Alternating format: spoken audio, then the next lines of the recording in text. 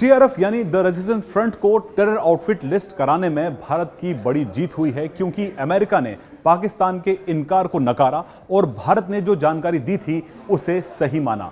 News 18 को मिली जानकारी के मुताबिक अमेरिका के स्टेट डिपार्टमेंट का किसी भी आउटफिट को टेरर आउटफिट घोषित करने का तरीका काफी टेक्निकल, सख्त और सियासत से अलग होता है। यह प्रोसेस यूएन सिक्योरिटी काउंसिल से भी अलग होता है, जहां कई बार राजनीति यानी सियासत हावी हो जाती है। टीआरएफ के मामले में भी भारत ने अमेरिका को ठोस सबूत दिए थे, जैसे इस आउटफिट के लीडरशिप की जानकारी और अप्रैल में हुए पहलगाम आतंकी हमले में उनका सीधा इन्वॉल्वमेंट। अमेरिका की जांच में ये सभी सबूत सही पाए गए। अमेरिका का यह फैसला उस प्रोसेस से कई ज्यादा सख्त माना जाता है जो यूएन सिक्योरिटी काउंसिल में अपनाया जाता है। इस फैसले से यह भी सामने आ जाता है कि पाकिस्तान के विदेश मंत्री इशक डार ने टीआरएफ को बचाने की कोशिश तो की थी, लेकिन उसमें वो विफल रहे। उन्होंने साफ तौर पर यूएनएससी के एक बयान से टीआरएफ का नाम हटवाने पर फक्र जताया था, जबकि टीआरएफ ने खुद ही पहलगाम हमले की जिम्मेदारी ली थी। अमेरिका की तरफ से टीआरएफ को टेरर आउटफिट घोषित करना भारत के लिए एक बड़ी डिप्लोमेटिक जीत है और पाकिस्तान की कोशिशों को एक और झटका है।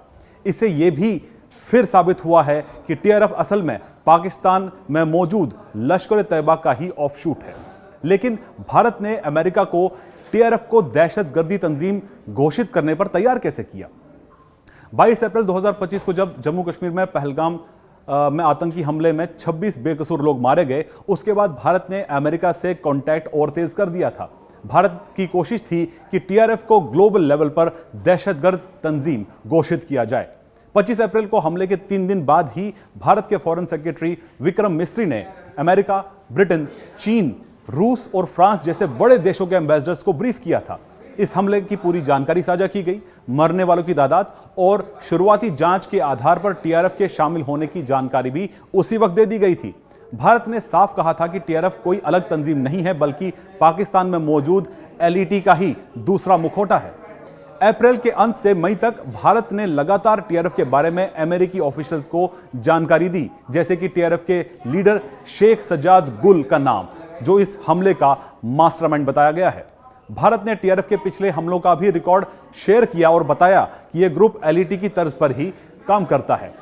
भारत ने मई में 33 देशों की राजधानियों में 7 अलग अलग डेलीगेशन भेजे, ताकि पूरी दुनिया को टीआरएफ और पाकिस्तान के इस रिश्ते के बारे में बताया जा सके। इस पूरी डिप्लोमेटिक मुहिम का असर तब दिखा जब अमेरिका ने टीआरएफ को ऑफिशियली फॉरेन टेररिस्ट ऑर्गेनाइजेशन यानी एफटीओ और स्पेशली डेजिग्नेटेड ग्लोबल टेररिस्ट यानी एसडीजीटी घोषित कर दिया। अमेरिका ने अपने बयान में साफ लिखा है कि भारत की ओर से मिले सबूतों के आधार पर यह फैसला लिया गया है। यूएन सिक्योरिटी काउंसिल में टीआरएफ को बैन करवाना हालांकि भारत के लिए आसान नहीं होगा।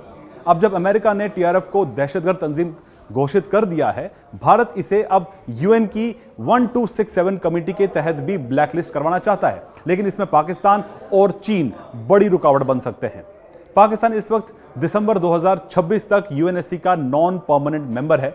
उसे भले ही वीटो पावर उसके पास ना हो, वो ये अधिकार उसके पास ना हो, लेकिन वह बहस को इन्फ्लुएंस कर सकता है और प्रोसेस को धीमा कर सकता है। पाकिस्तान पहले भी ऐसे मामलों में एक्टिव रहा है और अपने इंटरेस्ट के खिलाफ किसी भी कदम को रोकने की कोशिश करता रहा है। दूसरी तरफ परमानेंट मेंबर चीन है, यानी कि जो P5 कंट्रीज का हिस्सा है, और उसके पास वीटो पावर भी है। चीन का इतिहास रहा है कि वह पाकिस्तान को ऐसे मामलों में बचाता रहा है, जैसे पहले लश्कर तैयबा और जैश ए मोहम्मद के मामलों में देखा गया है। चीन अक्सर सॉलिड एविडेंस या इस मामले पर और बातचीत होनी चाहिए ऐसे कारणों को बताकर भारत के प्रपोजल्स को रोकता रहा है। इस वजह से भारत के लिए यह डिप्लोमेटिक लड़ाई काफी मुश्किल है। जब तक पाकिस्तान यूएनएससी का मेंबर बना रहेगा और चीन वीटो का इस्तेमाल करता रहेगा, तब तक टीआरएफ को यूएन के जरिए ब्लैकलिस्ट करवाना आसान नहीं होगा, भले ही अमेरिका का साथ हो और सबूत मजबूत हो। देखिए, अमेरिका का ये टीआरएफ को एक टेररिस्ट ऑर्गेनाइजेशन का जो घोषणा है बड़ी अच्छी है, क्योंकि ये जो टीआरएफ है ये और कुछ नहीं है, ये लश्कर तैयबा का ही एक दूसरा रूप है। क्योंकि क्या होता है कि जैसे ही पाकिस्तान की ये टेररिस्ट ऑर्गेनाइजेशंस को स्टेट डिपार्टमेंट या यूएन जो है वो उनको टेररिस्ट ऑर्गेनाइजेशन डिक्लेयर करता है, ये नाम बदल देते हैं उसका।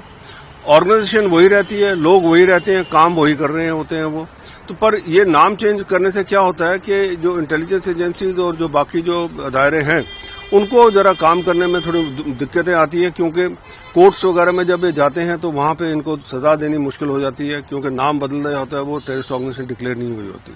पर जो जरूरत है आज के दौर में वो ये है कि अमेरिका को पाकिस्तान को एक टेररिस्ट स्टेट डिक्लेयर करना चाहिए, जो स्टेट स्पॉन्सर्ड टेररिज्म जो है इस्तेमाल करता है एज अ स्टेट पॉलिसी। क्योंकि देखिए, जब से रशिया के ने अफगानिस्तान को जब किया था इन्वेड, तब से CIA ने ये जो ISI के साथ मिलके ये तालिबान वगैरह सारा ये जो संगठन है, जो टेररिस्ट ऑर्गेनाइजेशन हैं, इनका गठन किया, और इसकी वजह से ही ये सारा कुछ चल रहा है।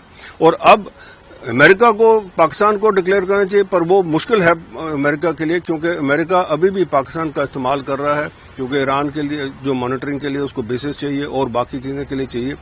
मैं समझता हूं ये जो यूएस ने TRF को फॉरेन टेररिस्ट ऑर्गेनाइजेशन डिक्लेयर किया और specially designated global terrorist designate किया, ये एक भारत की जो कूटनीति है डिप्लोमेटिक, उसकी बहुत बड़ी जीत है।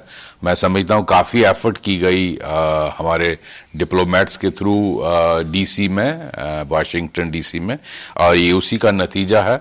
और ये भारत के लिए बहुत बड़ी विक्ट्री, क्योंकि चाइना की मदद से पाकिस्तान इसको रोक रहा था।